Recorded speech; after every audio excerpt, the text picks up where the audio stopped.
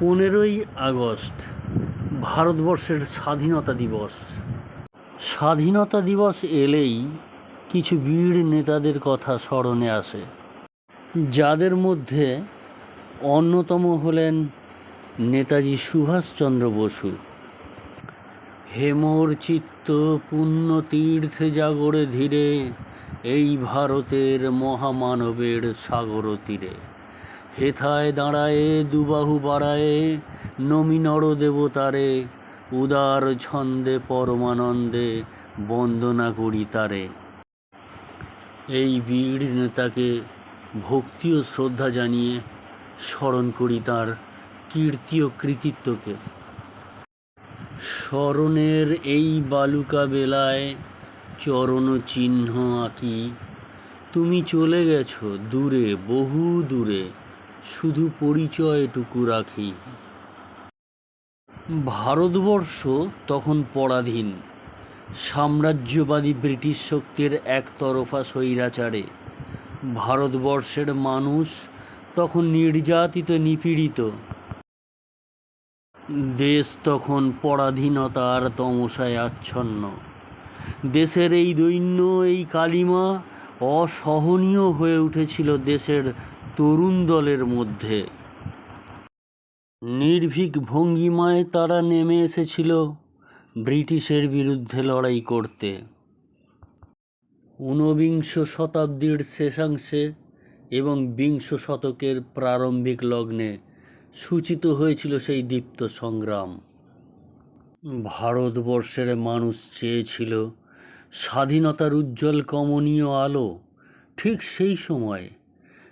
সেই সময় সেই পরিস্থিতিতে ভারতবর্ষের বুকে জন্ম নেন ভারতের দীপ্ত সংগ্রামী সুভাষচন্দ্র বসু। সেই দীপ্ত সংগ্রামী হয়ে উঠলেন নেতাজি।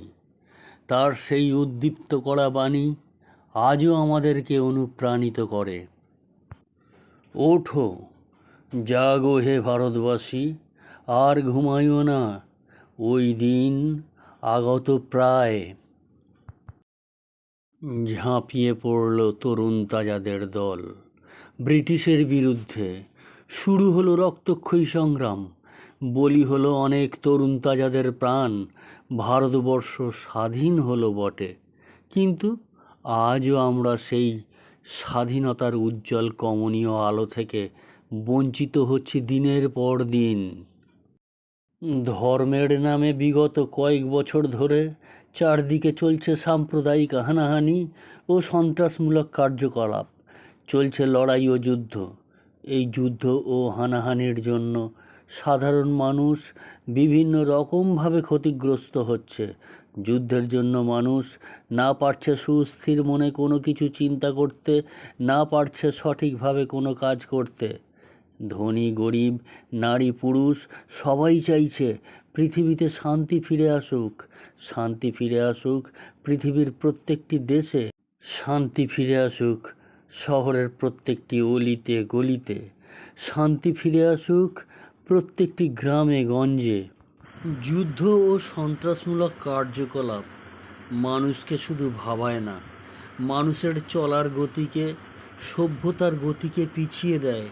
তাই প্রত্যেকটি মানুষকে পৃথিবীর প্রত্যেকটি জায়গায় শান্তির বাতাবরণ তৈরি করার উদ্দেশ্য নিয়ে এগিয়ে যেতে হবে সমগ্র বন্ধ দুয়ারকে ভেঙে টুকরো টুকরো করে।